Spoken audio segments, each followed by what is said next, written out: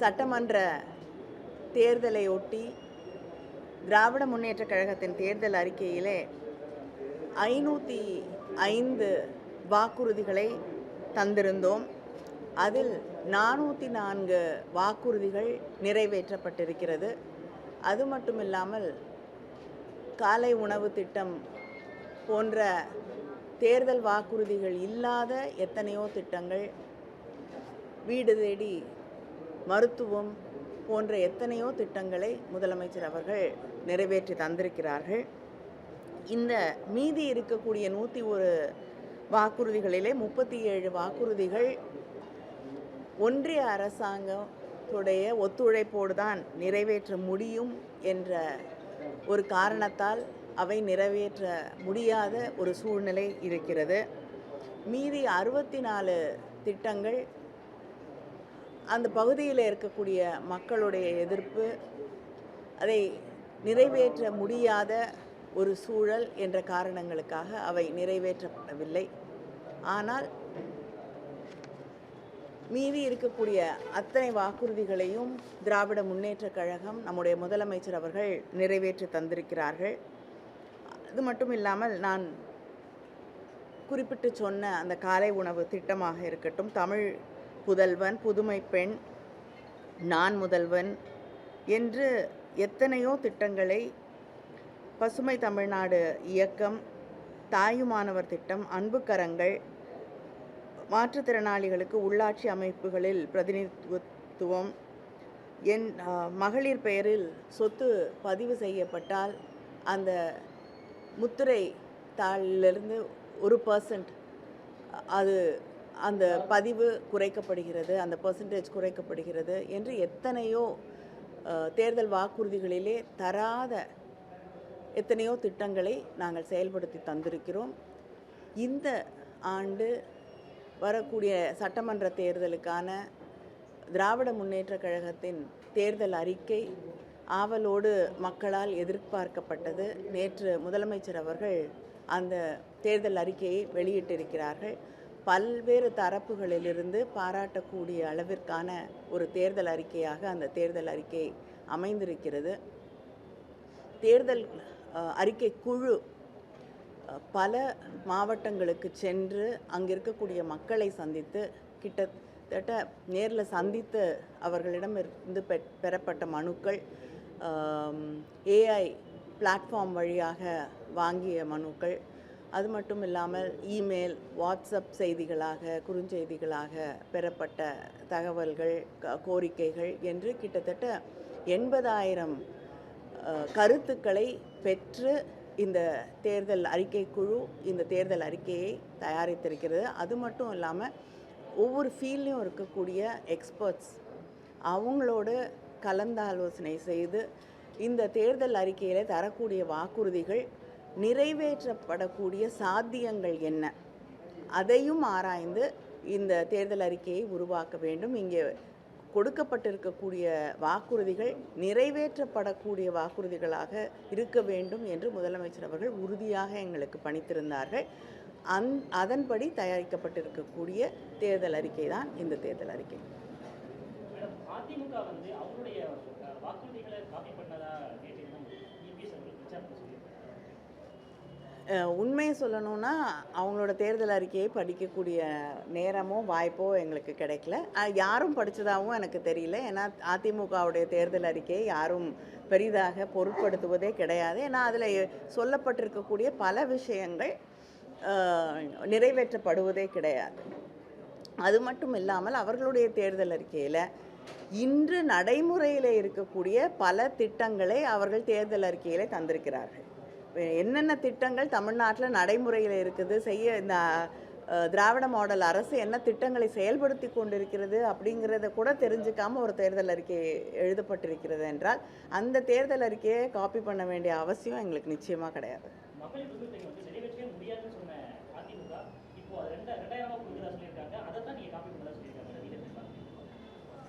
இல்லைங்க, நாங்கள் நிறைவேற்றின ஒரு திட்டத்தை முதலமைச்சர் நாங்கள் 2000 ரூபாய் கொடுக்குறோம் அப்படின்னு அந்த 1000 ரூபாயாக தந்த அந்த உரிமை தொகையை 2000 ரூபாயாக உயர்த்தி தருவோம் என்று அறிவித்த பிறகு வந்து அன்னைக்கு இதை வந்து நாங்களும் 2000 ரூபாய் கொடுக்குறோம் அப்படின்னு சொல்லும் கூடிய ஒரு தேர்தல் அறிக்கையை எழுதிவிட்டு இவங்க வந்து மற்றவங்க காப்பி பண்ணுறாங்கன்னு சொல்லும்போது வேடிக்கையாக தான் இருக்குது.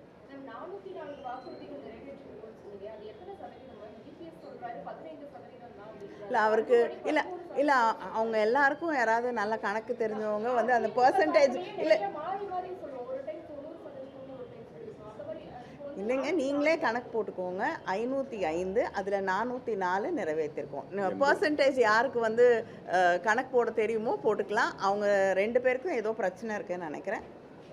அவர் வந்து 80%ன்றாரு. அதற்கு மேல் நிச்சயமாக. அதாங்க 505ல் 404 செயல்படுத்தப்பட்டிருக்கிறது. அது வந்து நிறைய செயல்படுத்தப்படவில்லை அப்படிங்கிறது இல்லை. அவங்க தேர்தல் வாக்குறுதிகளில் வந்து எத்தனை செயல்படுத்தவில்லை அப்படின்னு கணக்கு எடுத்தோன்னா அந்த பட்டியல் நீண்டு கொண்டே போகும்.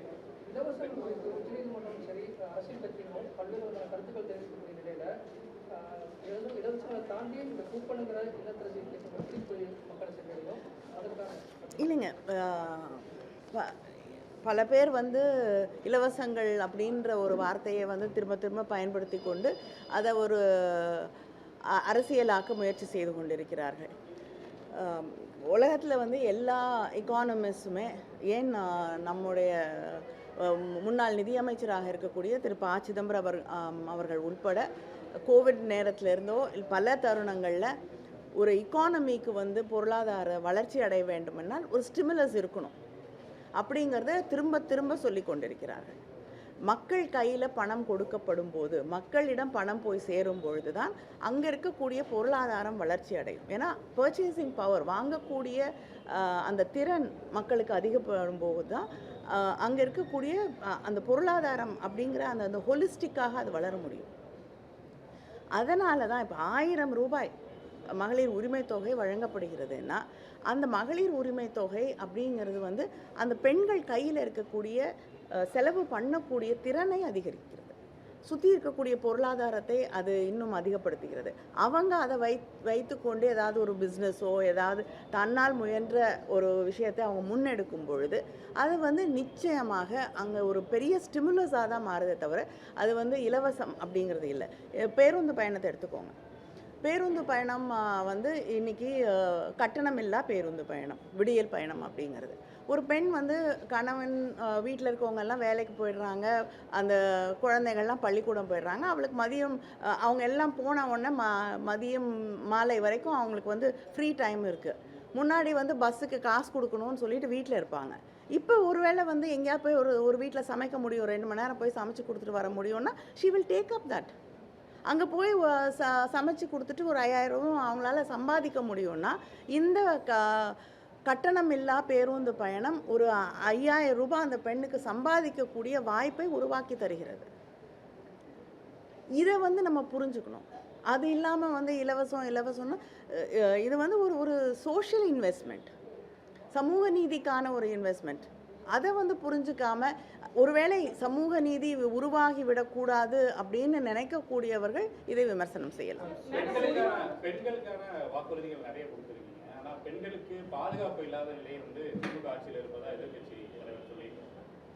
இல்லைங்க, பெண்களுக்கு பாதுகாப்பு இல்லாத ஆட்சியே ஒரு பொள்ளாச்சியில் நடந்த ஒரு பாலியல் குற்றத்தை எஃப்ஐஆர் கூட போடுறதுக்கு முன்வராத ஆட்சி யாருடைய ஆட்சி? அந்த குற்றவாளிகளை காப்பாற்றுறதுக்கு அத்தனை முயற்சிகளை செய்த ஆட்சி யாருடைய ஆட்சி அப்படிங்கிறது தெளிவாக தெரியும். திராவிட முன்னேற்ற கழக ஆட்சியில் ஒரு குற்றம் நடந்துவிட்டால் முதலமைச்சர் அந்த இடத்துல வந்து அந்த பாதிக்கப்பட்டவர்களுக்கு நீதி கிடைக்க வேண்டும், நியாயம் கிடைக்க வேண்டும் அப்படிங்கிறத ஒவ்வொரு முறையும் உறுதி செய்திருக்கிறார். அதனால் அவங்களுக்கு வந்து திராவிட முன்னேற்ற கழகத்தின் மீது விமர்சனம் வைக்கக்கூடிய தகுதி கிடையாது. ஆனால் பெண்களுடைய பாதுகாப்பையும் உறுதி செய்வதற்கு இந்த தேர்தல் அறிக்கையிலே இன்னும் அதிகமான வாக்குறுதிகளை தந்திருக்கிறோம்.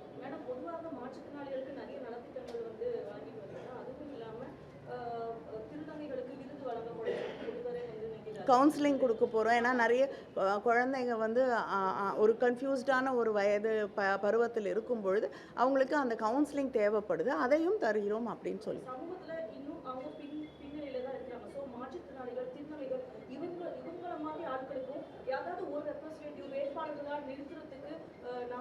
இல்லைங்க, இப்போ உள்ளாட்சியில் வந்து அவங்களுக்கு வந்து வாய்ப்புகள் வழங்கி இருக்கக்கூடிய ஆட்சி திராவிட முன்னேற்ற கழக ஆட்சி தான். அதனால் நிச்சயமாக அவங்களுக்கு ஒரு அரசியல்ல வாய்ப்புகள் உருவாக வேண்டும் என்பதற்காகத்தான் முயற்சிகளை எடுத்துக்கொண்டிருக்கிறோம்.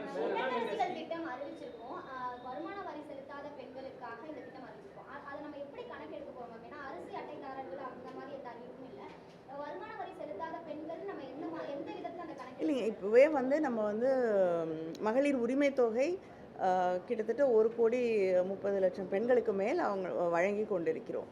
அதன் அடிப்படையிலும் இன்னும் நிச்சயமாக வந்து அதை வந்து அரசு மறுபடியும் திராவிட முன்னேற்ற கழக அரசு, திராவிட மாடல் அரசு ஆட்சி பொறுப்பிற்கு வந்த பிறகு யார் யார் டிசர்விங், யார் யாருக்கு வந்து அவங்களுக்கு வந்து இன்கம் டேக்ஸ் பே பண்ணுற அளவுக்கு வாய்ப்புகள் வசதிகள் இல்லையோ அவங்களுக்கு நிச்சயமாக இந்த வவுச்சர் வழங்கப்படும்.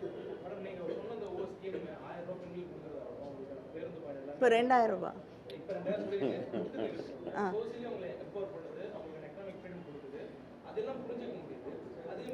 இல்லைங்க, அது மட்டும் இல்லாமல் ஒரே செகண்ட், இப்போ சுய உதவி குழுக்களில் இருக்கக்கூடிய பெண்கள் வந்து தான் சுயமாக தொழில் தொடங்க வேண்டும் அப்படின்னா அவங்களுக்கு மானியத்தோடு கடன் வழங்கப்படும் அப்படிங்கிறதையும் அறிவிச்சிருக்கோம்.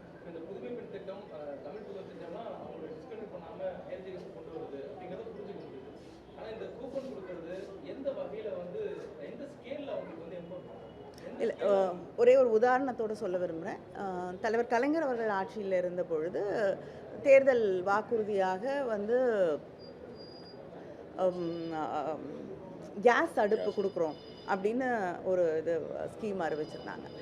அதை நிறைவேற்ற போகும்பொழுது பல அதிகாரிகள் வந்து முதலமைச்சர் அவர்களிடம் நீங்கள் எத்தனை பர்னர்னு சொல்லலை, அதனால் ஒரு பர்னர் இருக்கக்கூடிய ஒரு கேஸ் அடுப்பை கொடுத்தா கூட பரவாயில்ல, நமக்கு காசு கம்மியாகும், செலவு கம்மியாகும்னு சொன்ன பொழுது முதலமைச்சர் கலைஞர் அதுக்கு சொன்ன பதில், நான் வந்து இது வந்து தேர்தல் வாக்குறுதியாக தரவில்லை, 2 பர்னர் இருந்தால் அவங்க சீக்கிரம் சமையல் முடிச்சுட்டு இந்த சமையல் அறையிலிருந்து அந்த பெண்கள் வெளியே வருவார்கள், வாழ்க்கையில் தனக்கு பிடித்த மற்ற விஷயங்களை செய்ய துவங்குவார்கள் அப்படிங்கிறதுக்காக அந்த சமையல் அறையிலேருந்து சீக்கிரம் விடுதலை கிடைக்கிறதுக்கான திட்டம் தான் இது அப்படிங்கிறாங்க. அதே போல் தான் இப்போ வந்து நீங்கள் ஒரு வாஷிங் மிஷின் வாங்குறீங்கன்னா அந்த துணியை வந்து கையில் வச்சு துவைச்சிட்டு இருக்கிறதுக்கான அந்த நேரத்தை குறைக்கிறோம். அவங்க வேறு ஏதாவது தனக்கு பயன்படுத்தக்கூடிய கேஜெட்ஸ் வாங்குறாங்க, ஒரு ஃப்ரிட்ஜ் வாங்குறாங்கன்னா இன்றைக்கி சமைச்சு வச்சுட்டு நாளைக்கு பயன்படுத்த முடியும். அந்த நேரம் அவர்களுக்கு சேமிக்கப்படுகிறது. அவங்க வந்து நான் வேறு வேலை பார்க்க முடியும். இது இன்னொரு முதலீடு என்பதை நாம் புரிந்து கொள்ள முடியும். அந்த வவுச்சருங்கிறது இப்போ வந்து நான் இதுதான் நீங்கள் வாங்கணும், எங்கள் வீட்டில் ஃப்ரிட்ஜ் இருக்கலாம், அதனால் நான் வந்து எனக்கு ஃப்ரிட்ஜு கொடுக்கும்போது அது பயனற்ற இன்னொன்று ஒரு அடிஷ்னலான ஒரு விஷயமாக தான் மாறுதே தவிர, இந்த வவுச்சர் கொடுக்கும்போது எனக்கு என்ன தேவையோ என்னுடைய வேலை சுமையை குறைப்பதற்கு, எனக்கு வேறு ஒரு என்னுடைய டைமை பெட்டராக இன்வெஸ்ட் பண்ணுறதுக்கு எனக்கு ஒரு வாய்ப்பை அது உருவாக்குகிறது.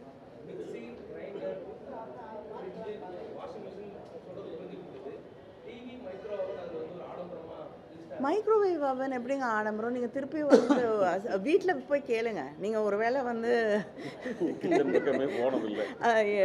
எந்த அளவுக்கு பயன்படுத்திருக்கீங்கன்னு தெரியல. நீங்கள் சாதாரணமாக ரொம்ப சிம்பிள் டேர்ம்ஸை சொல்லணும்னா ஒரு பாத்திரத்தை ஃப்ரிட்ஜிலேருந்து நீங்கள் நேராக மைக்ரோவேவில் வச்சிங்கன்னா சூடாயிரும். இல்லைன்னா நீங்கள் அடுப்புலேருந்து அதை எடுத்து இன்னொரு பாத்திரத்தில் போட்டு அப்புறம் அந்த பாத்திரத்தை கழுவணும். அது பெண்களுக்கு தான் தெரியும் அந்த வலி.